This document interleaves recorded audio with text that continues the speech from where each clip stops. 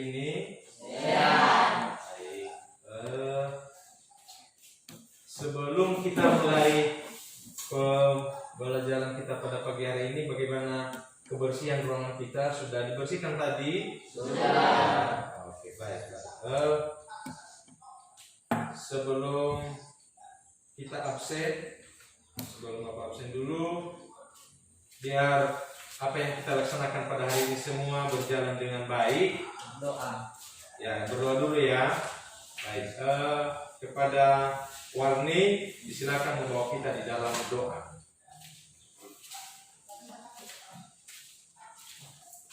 Baik, mari kita berdoa sesuai agama dan kepercayaan. Bapa yang baik, berkata di atas kerajaan surga. Terima kasih ya Bapa atas kasih karuniamu kepada kami di pagi hari ini, hingga kami bisa berkumpul dalam ruangan ini. Kami sadar itu semua bukan karena kehebatan kami, kekuatan kami, melainkan belas kasih Bapa yang sungguh besar dalam kehidupan kami. Ya Bapa, tiada balasan bagi kami selain memuji dan memuliakan nama di atas surga. Ya Bapa, sebentar lagi kami akan memulaikan aktivitas kami, kegiatan kami, belajar mengajar. Kiranya Bapa yang selalu ada di tengah-tengah kami, menjaga kami, menjauhkan kami dari segala cobaan. Hingga nanti semua yang kami laksanakan pada hari ini menjadi berkat dan kemuliaan nama Bapa di atas kerajaan surga. Guru kami yang mengajar kami pada hari ini Bapa, kiranya Bapa yang selalu memberi kekuatan dan kepintaran supaya ia dapat membimbing kami ke jalan yang Kau kehendaki. Ya Bapa, inilah doa singkat kami ini kami sampaikan melalui anak Yesus Kristus, Tuhan dan Juru Selamat kami. Amin. Baik. Terima kasih Ananda Warni. Bapak lanjutkan dengan absen kalian dulu. Saya mulai. Stefani Kirina Gula, Joan Gregorius, ya, Ardiansyah Putra, ya, Parti Kristiani, ya, Intan, oke, Veronica, ya, Martianus, ini Martianus anggota DPRD ya, bukan ya, masih siswa ya. Panca Brian. Lanjut Pak. Oke, Brian. Apa kabar Brian? Sehat. Sehat. Desti Warni. Oke, baik. Lengkap semua kalian ya. Baiklah. Jadi pada pagi hari ini kita belajar dengan topik pembelajaran yang baru, yaitu berjudul penerapan Pancasila sebagai dasar negara pada masa awal kemerdekaan dan Orde Lama periode 1945 sampai 1965. Nanti Bapak akan menjelaskan lebih dalam bagaimana penerapan Pancasila ini dan keadaannya dari dulu. Ya, sedikit nanti seperti mungkin kita akan membahas sejarah bagaimana proses yang terjadi di negara kita terkait dengan penerapan Pancasila. Nah, sebelum kita lanjut ke materi inti, jadi Bapak tanya dulu, itu setelah Indonesia ini merdeka, apa hal-hal positif yang sudah kalian nikmati sampai saat ini, atau bahkan saat inilah, apa yang sudah kalian nikmati, sudah kalian rasakan dalam kehidupan kalian sebagai warga negara Indonesia dalam hal misalnya sekolah, kegiatan sekolah, apa yang sudah kalian nikmati dari negara? Apa itu? Apa yang sudah kalian terima dari negara? Apa yang sudah diberikan oleh negara? Bantuan Nah, dari segi keamanan, aman nggak kita sekarang? Aman ya? Ya. Atau masih ada yang menjajah? Tidak. Tidak ya. Sekarang kalian bebas memilih sekolah atau tidak? Bebas. Bebas ya. Misalnya kita ada pekerjaan yang sifatnya memperoleh nilai uang, apakah ada yang merampas itu dari kalian? Tidak. Tidak.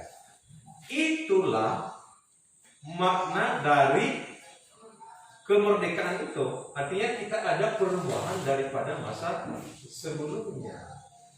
Jadi itu. Nanti lebih dalam Bapak jelaskan kepada kalian bagaimana itu penerapan Pancasila itu setelah merdeka dari masa ke masa. Ya. Ditambah nanti Bapak akan memberikan tugas kepada kalian melalui kelompok masing-masing. Di sana nanti kalian bahas berkelompok. Ya, di situ nanti lebih detail kalian pahami bagaimana penerapan Pancasila ini sebagai penerapan Pancasila sebagai dasar negara pada masa awal kemerdekaan dan Orde Lama. Ya, nah, yang kita bicarakan ini tadi adalah pada zaman reformasi. Ya, pada saat reformasi ini adalah kita sudah ada kebebasan, ya, termasuk nanti pemilihan-pemilihan. Kalau dulu tidak ada pemilihan umum, sekarang sudah ada. Nah, itu perbedaan dari penerapan Pancasila ini dari zaman sebelumnya hingga zaman reformasi. Pada pembelajaran kita ini nanti kita harus mampu menunjukkan apa sikap-sikap atau sifat hal-hal yang sudah kita alami saat ini dan yang sedang berjalan di negara kita. Contoh yang sedang berjalan pada saat ini adalah kebebasan berpendapat. Contoh termasuk dominannya pelaksanaan hak asasi manusia. Artinya kita dilindungi oleh hukum terkait penerapan hak-hak asasi manusia. Jadi itu nanti kalian harus nanti catat itu apa hal-hal yang saat ini sudah kita peroleh gitu, ya.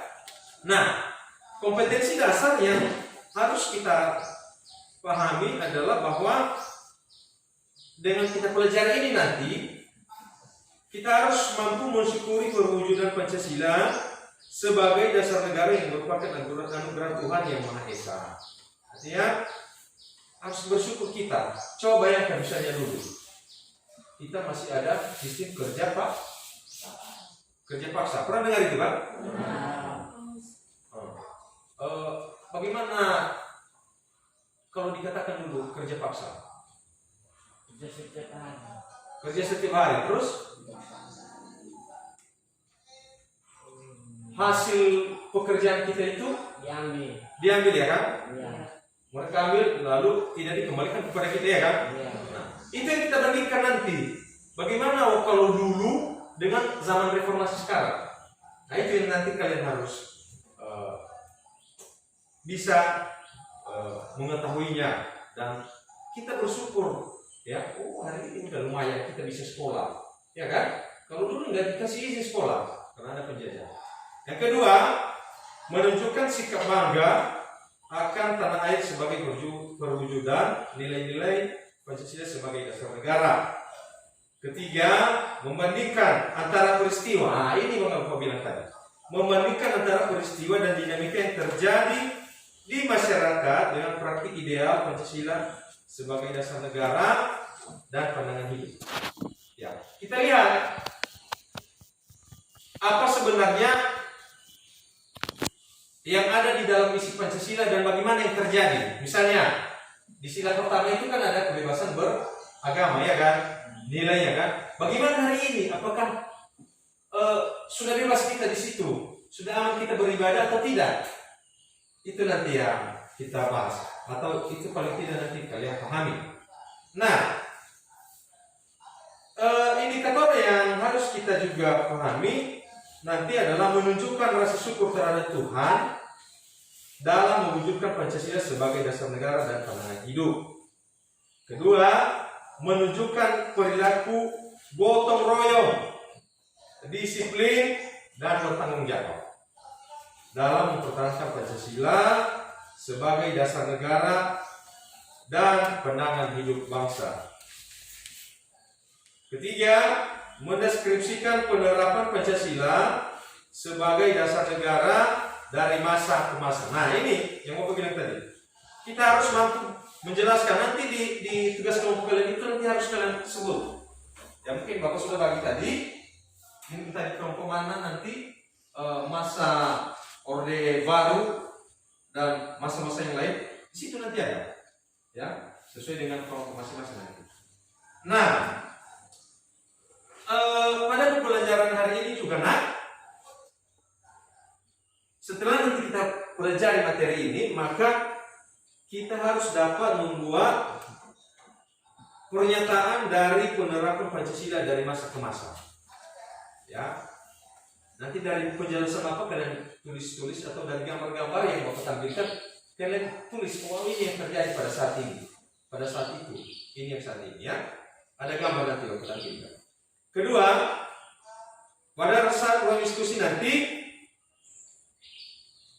Anda dapat membahas bagaimana seharusnya penerapan nilai-nilai Pancasila. Ya. Dan yang terakhir nanti tugas kalian menyajikan hasil diskusi kelompok. Baik. Kita lanjut ya. Ya, ada yang lapar? Oh, belum? Atau ada yang sudah mabuk durian?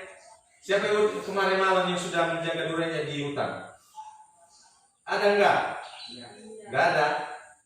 Kayaknya udah wajah-wajah yang sudah makan durian semua ini. Baiklah. Jadi judul kita itu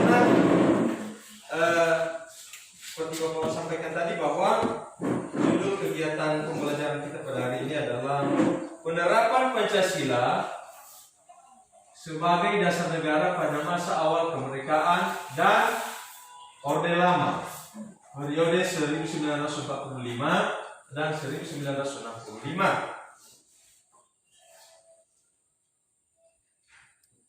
Nah, ini dia. Pertama, masa awal kemerdekaan. Ini pada masa awal ini kemerdekaan kita. Pas merdeka, jadi begini situasinya. Begini situasi Pancasila ini pada masa awal.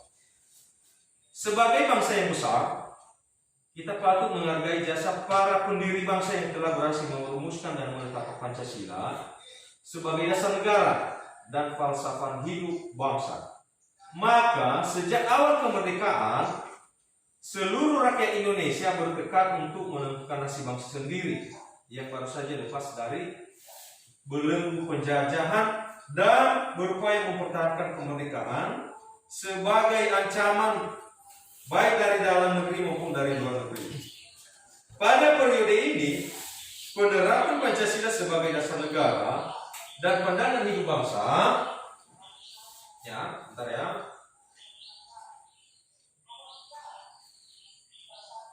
Pada periode ini, penerapan Pancasila dan sebagai dasar negara dan pandangan hidup menghadapi berbagai masalah. Nah, ada masalah yang dihadapi pada awal-awal kemerdekaan, yaitu ada upaya-upaya untuk mengganti Pancasila sebagai dasar negara dan penyimpangan terhadap nilai-nilai Pancasila. Nah, ada upaya-upaya yang mereka lakukan. Jadi begini, pada awal kemerdekaan itu, aduh ini perlu dibersihkan ini, petugas penulisnya. Anak penghapus kita, Johan, nggak ada ya? Tadi ambil orang ya?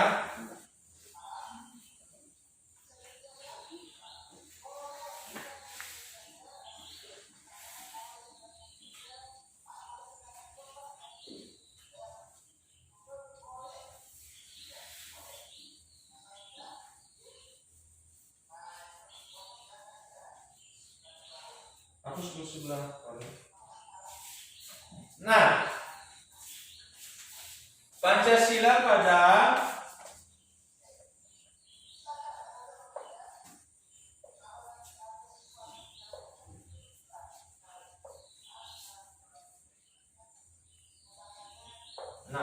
ini dia.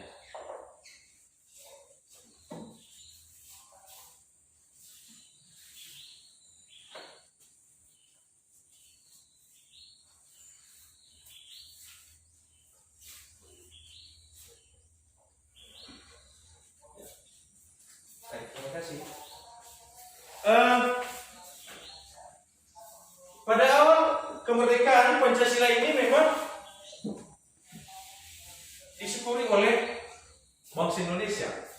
Kenapa? Kenapa bersyukur mereka? Atau kenapa kita bersyukur sebagai bangsa Indonesia? Karena dengan adanya Pancasila, maka kokohlah untuk berdiri sebuah negara.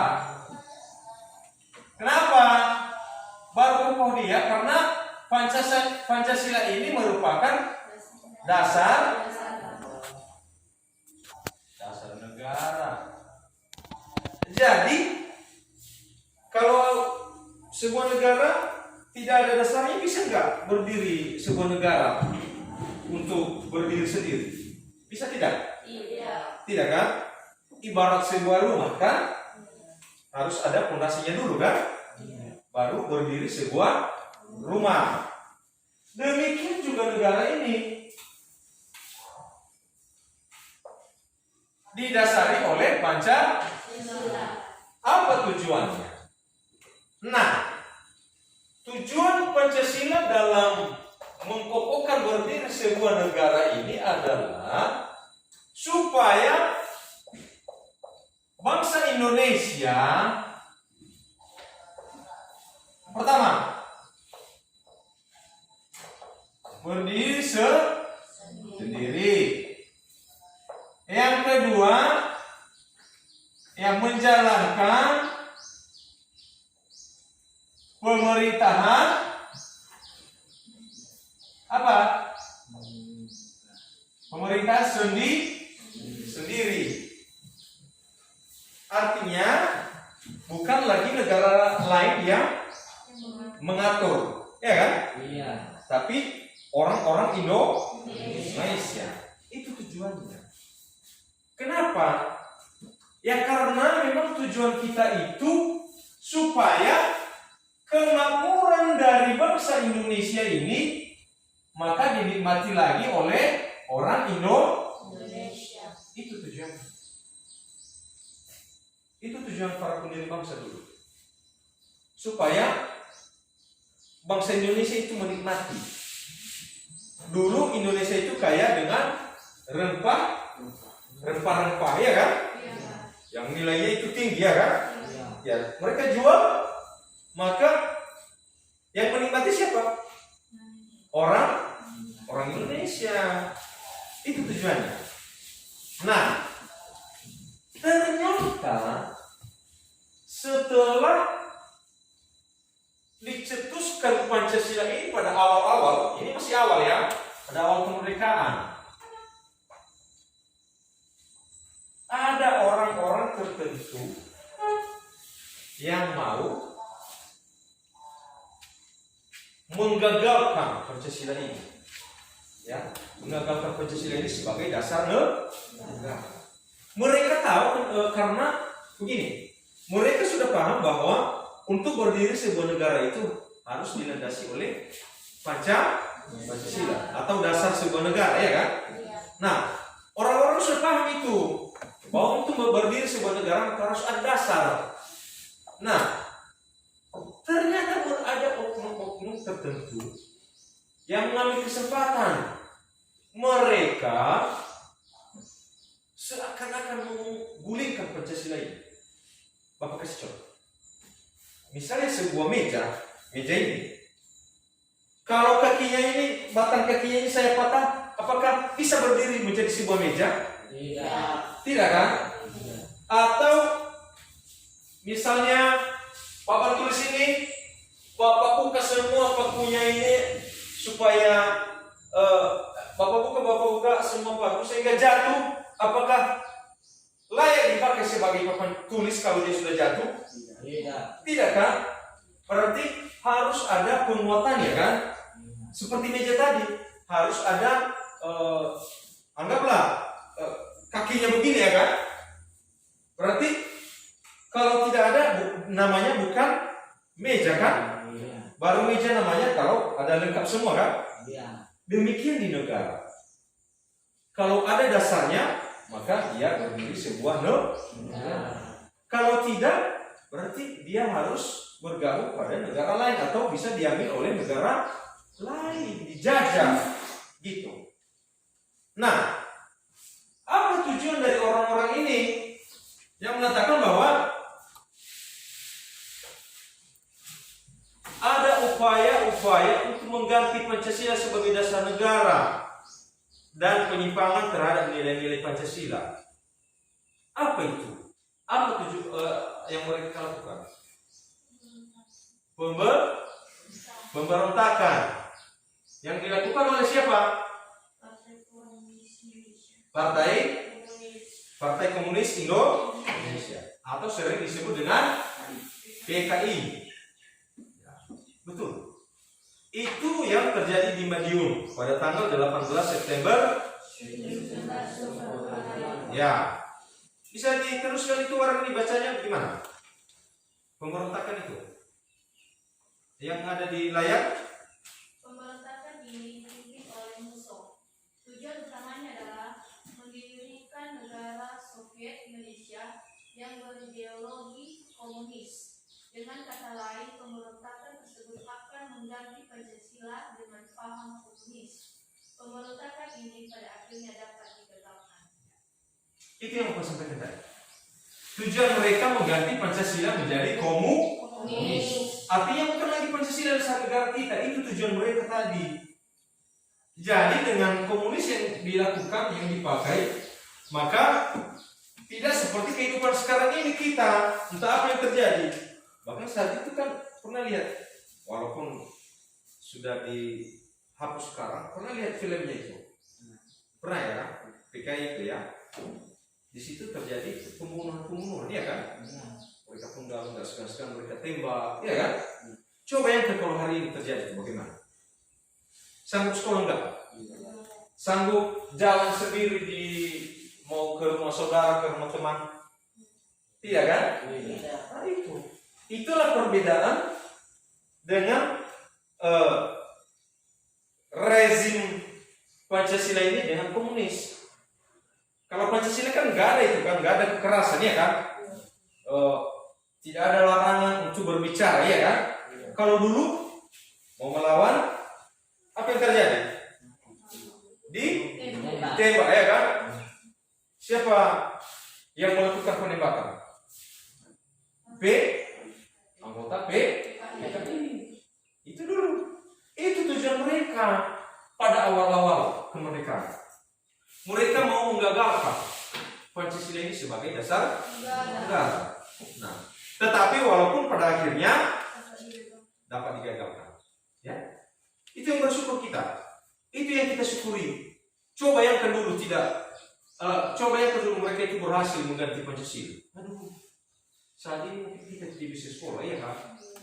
Saat ini mungkin kita tidak bisa sejahtera, tidak bisa seperti orang lain pergi ke tempat umum. Itu, ya, ini bisa digagalkan. PKI itu terjadi di Madiun pada tanggal 18 September 1948.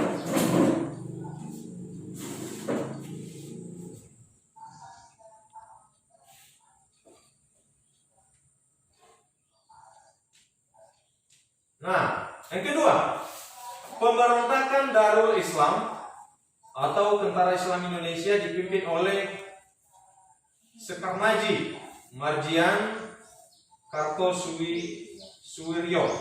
Pemberontakan ini ditandai dengan didirikannya negara Islam Indonesia.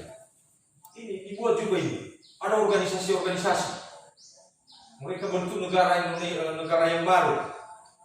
Nah, tentu coba bayangkan misalnya ada negara di Indonesia ini ada negara bagian. Wow, kacau kita.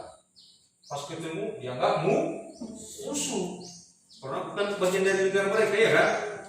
Itu. Nah, makanya hari ini kita bersyukur. Oh, dengan ada Pancasila bersyukur kita. Tidak ada lagi negara bagian, tidak ada wilayah-wilayah tertentu, tidak ada wilayah yang tidak boleh kita lewati. Itu dia. Contoh misalnya, jadi Bapak jelaskan dulu. Jenis pemberontakan ini mereka membentuk kelompok-kelompok. Contoh, ini si Johan contoh, membentuk geng. Ada geng Johan? Nggak ada ya, tapi banyak teman-teman kan. Bentuk geng, bentuk teman-teman dari beberapa daerah. Lalu setelah mereka sepakat, mereka mengatakan kita bentuk negara baru. Kita bentuk kelompok kita. Ini yang jadi presiden. Lalu mereka melawan negara, mereka menguasai, sehingga nanti ketika mereka berhasil membuat takut orang di sekitaran atau seluruh masyarakat, ya mereka menguasai. Maka mereka pilih siapa presiden mereka. Otoriter. Yang mereka pakai adalah senjata untuk menakut-nakuti orang. Siapa yang tidak ikut, mereka tembak. Gitu. Nah, tujuan utama didirikannya negara Islam Indonesia adalah untuk mengganti Pancasila. Sama tujuan mereka lagi kan? Mereka ganti lagi Pancasila sebagai dasar negara dengan syariat Islam. Mereka ganti. Ada juga paham yang mereka berikan. Ada pemahaman lain yang mereka berikan kepada bangsa Indonesia. Tujuan tetapi gerakannya bertentangan dengan ajaran Islam sebenarnya. Nah, ini juga menyangkut masalah keagamaan. Tidak sesuai dengan ajaran-ajaran agama. Mereka melakukan perusakan dan pembakaran rumah-rumah penduduk. Ya, pembakaran jalan-jalan kereta api, perampasan harta benda milik penduduk. Nah, ini seperti teroris. Apakah suka kalian ketemu dengan teroris? Tidak. Memangnya apa pekerjaan orang teroris itu? Merampas. Oke, apa lagi? Membunuh. Apa lagi yang sering kalian lihat di TV kerjaan orang teroris itu apa? Apa yang mereka lakukan untuk membunuh orang? Menembak. Yang lain apa? Menyiksa. Apa lagi? Bom termasuk tidak? Termasuk ya? Pernah lihat di TV itu teroris membawa bom, iya kan? Nah, itu cara-cara orang teroris. Inilah yang sama dengan konsep orang-orang yang mau mendirikan negara Islam Indonesia. Jadi mereka mau menganggap bahwa negara Indonesia ini mereka yang kendalikan. Mau nggak misalnya hari ini datang orang-orang itu mengatakan kita negara Islam Indonesia, mau kalian? Tidak kan? Karena belum tentu ada kebebasan kepada kita untuk berekspresi seperti ini. Kemudian mereka melakukan pembakaran rumah. Mereka nggak ada belas kasihan. Mereka itu nggak segan-segan bakar rumah, bongkar rel kereta api untuk menghentikan alur transportasi. Kenapa? Tujuannya apa? Supaya masyarakat tidak bebas untuk bergerak. Itu tujuannya. Misalnya di kampung kita sekarang ada, di lingkungan kita ada gerbong, mereka putus. Apa tujuannya? Supaya kita tidak bisa keluar daerah atau keluar kota. Itu tujuan mereka. Mereka bakar rumah. Nah, itu yang terjadi sama mereka. Tidak takut mereka membakar rumah. Ya, mereka hajar-hajar. Contoh sekarang, saya pergi di salah satu rumah. Saya mengatakan begini, kamu harus jadi anggota negara saya. Mau tidak? Tentu jawabannya tidak kan? Kalau tidak, mana pilih? Setuju atau saya tembak? Nah, itu kan berarti ada ancaman.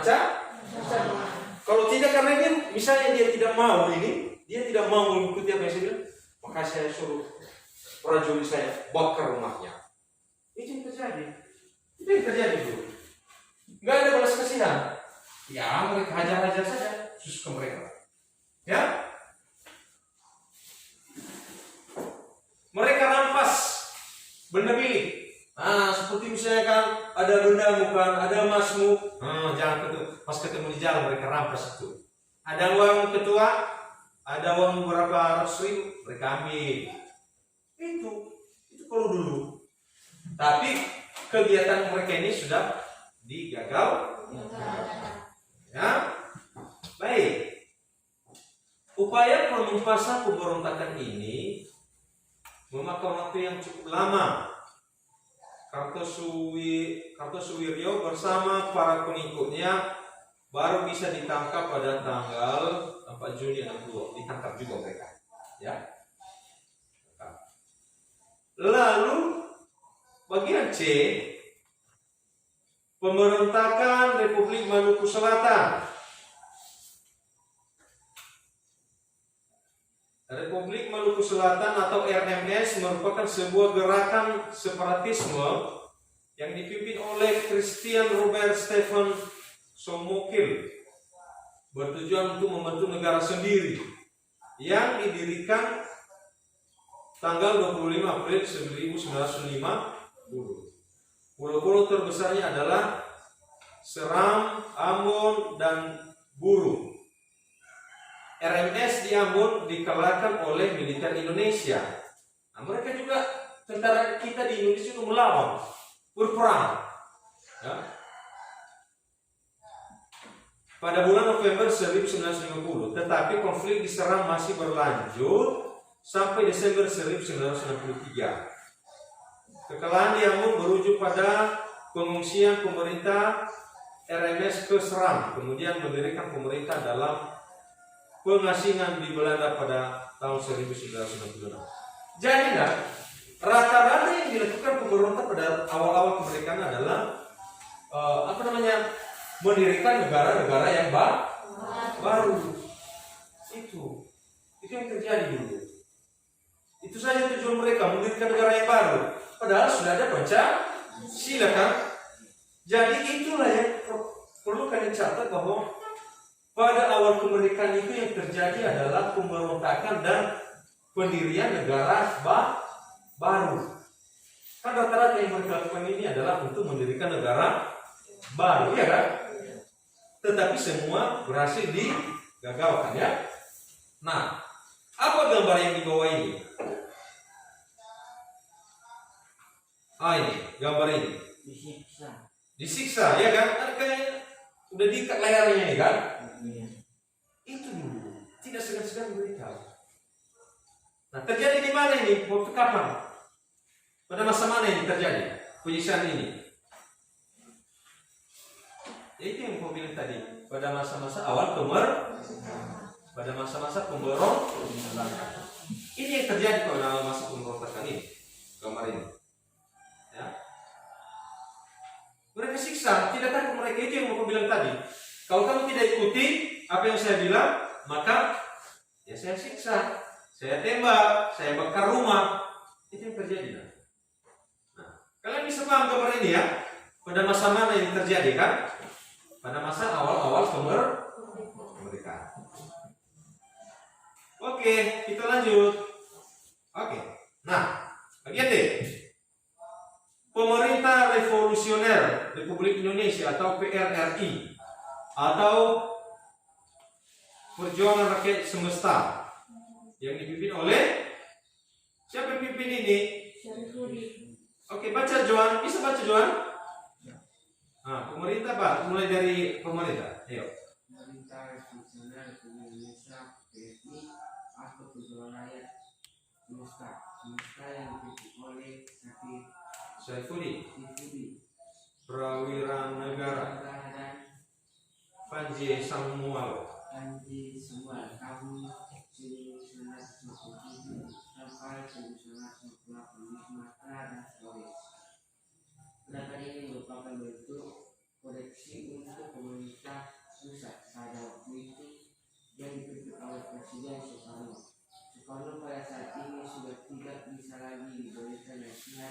dalam menjalankan pemerintahan sebagai sehingga terjadi ketimpangan sosial. Pemerintahan pusat yang dianggap telah melanggar undang-undang pemerintahan sentralitis sehingga pembangunan di daerah menjadi terabaikan. dan menimbulkan ketidakadilan dalam Pembangunan. pembangunan. Oleh karena itu timbullah inisiatif dan upaya memperbaiki Pemerintahan. di Indonesia. Ya, baik, terima kasih. Jadi ini upaya yang keempat yang mereka lakukan untuk menggagalkan Pancasila, yaitu PRRI, Pemerintah Revolusioner Republik Indonesia, dengan alasan bahwa Soekarno tidak atau sudah menyalahi undang-undang atau melanggar undang-undang. Ya, banyaklah alasan yang mereka pakai pada awal-awal itu. Apa tujuan mereka? Tetap sama, untuk menggulingkan Pancasila ini sebagai dasar negara. Itu tujuan mereka. Sehingga ada inisiatif mereka untuk memperbaiki pemerintah. Tujuan mereka memang. Jadi misalnya ini sistem politik mereka begini. Anggaplah ini Pak Presiden, ya kan? Siapa Pak Presiden kita? Siapa? Jokowi. Nama lengkapnya siapa? Kenapa si suara?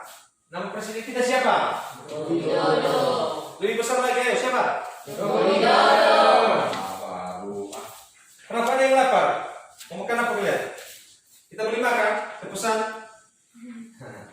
Oke, itu bercanda. Nah, contoh begini nah. Misalnya ini presiden kan Joko Widodo, ya kan? Maka ada tujuan saya yang lain di luar sistem pemerintahan. Ada tujuan saya. Lalu saya datang orang begitu. Oh, pemerintah sudah salah melakukan pemerintahan di Indonesia ini. Harusnya seperti ini. Harusnya seperti ini. Tidak seperti itu. Presiden sudah melanggar undang-undang. Jadi begitu. Padahal ada tujuan saya yang lain. Apa tujuan saya yang lain? Supaya apa keinginan saya itu dapat terpenuhi. Itu tujuan politik saya.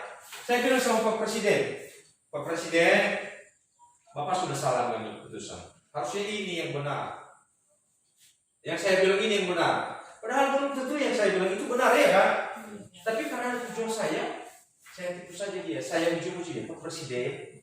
Ada yang baik, ada hal yang bagus yang perlu kita lakukan begini. Padahal ada tujuan saya. Itu yang mereka lakukan juga. Ya, itu yang mereka lakukan. Oh iya ini. Nah ini masih gerakan-gerakan yang mereka lakukan. Nah ini gambar ini yang pertama. Nah itu gambar yang bulat itu. Ada yang bisa memberikan tanggapan. Ini gambar yang bulat ini sedang apa orang itu? Apa? Demo ya? Oh iya, karena gelap ya. Nah, sebenarnya orang-orang ini ada sedang diikat. Itu orang-orang itu sedang diikat itu. Yang di paling bawah kiri itu sedang diikat sebenarnya orang-orang itu. Udah diikat. Jadi disiksa. Siapa yang menyiksa? Ya orang-orang pemberontak tadi. Karena masyarakat tidak mengikuti apa kemauan mereka ya. Nah, itu yang terjadi. Yang kedua, gambar apa yang bawah? Bisa kalian paham gambar itu yang bawah? Nah, apa ini? Gambar apa ini? Sedang apa orang ini? Apa yang terjadi ini? Ada yang memegang senjata kan? Berarti itu yang Bapak sampaikan tadi. Kalau tidak mau nurut, berarti ditembak, ya kan? Itu yang terjadi di masa-masa lama, masa-masa awal kemerdekaan. Tidak mau ikut apa yang saya bilang, awas, ya, awas, ditembak. Saya bakar rumah kamu, kalau nggak mau. Itu yang terjadi dulu, ya. Makanya Bapak kasih gambar-gambar ini. Jadi ancaman-ancaman penembakan ini Bapak tanya balik. Waktu kapan terjadi? Pada masa mana? Awal-awal kemerdekaan, ya. Apakah masih ada saat ini ancaman-ancaman seperti ini? Tidak. Tapi apakah ada peluang mungkin sedikit masih ada yang melakukan? Sedikit ada. Ada kan siapa? Teroris. Betul. Benar.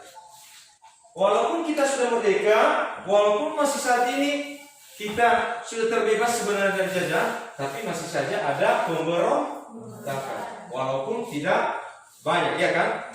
Itu yang terjadi saat ini adalah para teroris. Itu. Jadi Bapak kasih pertimbangan. Pilih mana? Masa awal kemerdekaan? Pilih hidup di mana? Pada masa awal kemerdekaan atau pada masa saat ini? Pada masa reformasi? Pilih yang mana kalian? Pada masa ini, ya kan? Yaitu masa reformasi. Ya. Berarti kalian bisa bedakan, ya, bagaimana kehidupan pada masa awal kemerdekaan dengan masa reformasi. Berarti kalian bisa ambil kesimpulan itu, ya. Oke. Baik, nanti kita lanjut. Pak, break dulu.